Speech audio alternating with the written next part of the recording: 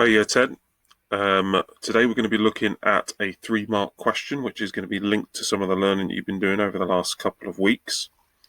We're going to go through one question today, and then as you've seen on Show My Homework, you will have a couple of questions or a couple of 3-mark questions to answer. So I'm just going to start off by looking at GCSE 1 to 9 business. We are going to be looking today, let's wait for this to load up. I've written out this question already. Theme 2.1. This is going to be a 3-mark question. And the question is, explain one reason why a business would want to grow. Now, this is a question you may see in your exam. You'll see in your exam, you'll have a little 3-mark note there, and that indicates how many marks that the actual question will have. So we're going to look at how we can answer this. We're going to look at the best way and the best way that you can achieve those 3 marks. We're going to break it down into 3 steps. So the first step here is you're going to have to look at the question, read it, and see what that's actually wanting you to answer. So the first thing here is explain one reason why a business would want to grow. So the point here is a business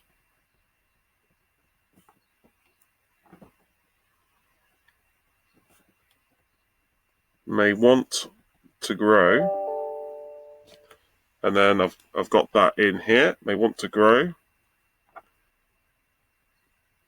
because it has established itself and is successful.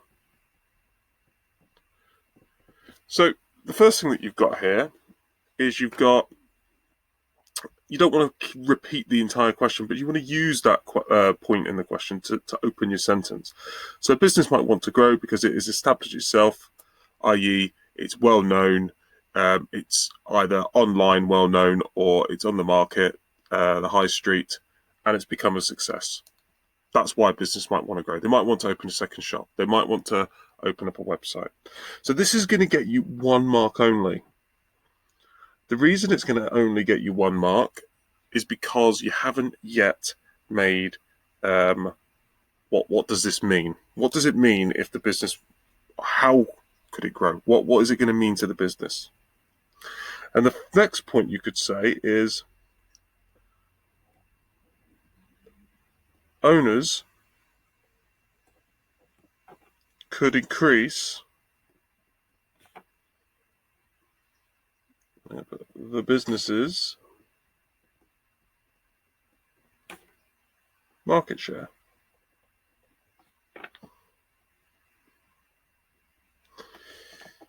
Now, this is again another mark here. If it established itself as a success, that's 1 mark, successful. But it's established. More people are going to be buying the product or service, therefore increasing the market share. Market share is obviously the amount of people that actually shop in your business. So it's the percentage of people who come to your business. So for example, Tesco's has approximately 25% of the market share. 1 in 4 people who do their weekly shopping shop at Tesco's. That's what that's trying to say, the market share. And that's essentially what businesses want to do. They want to improve or increase the business's market share. This is another mark. We've still got 1 more to go though. And the final mark is saying the impact. So owners can increase the business market share.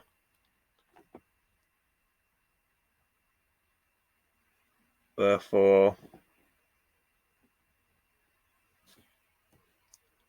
its sales and profits would increase. And there we go. That's your final mark there, because you're now talking about the impact of a business growing. It's established itself as a success.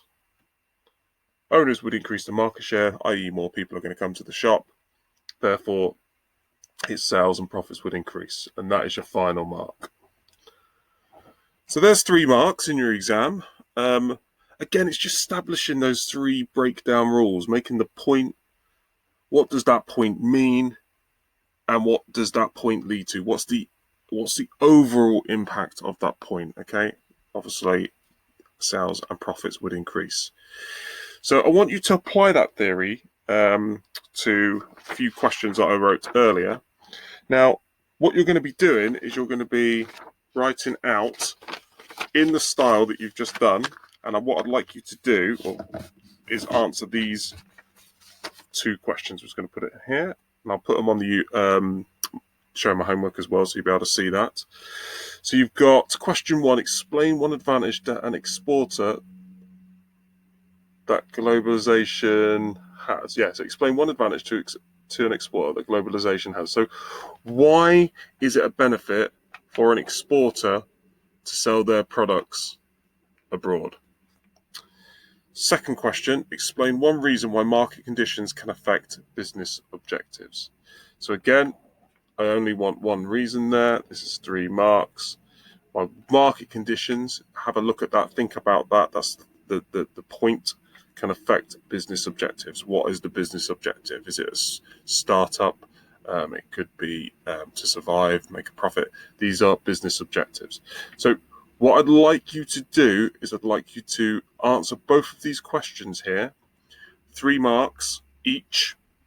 Should look something similar to this, so you could break it down. Just put those again here.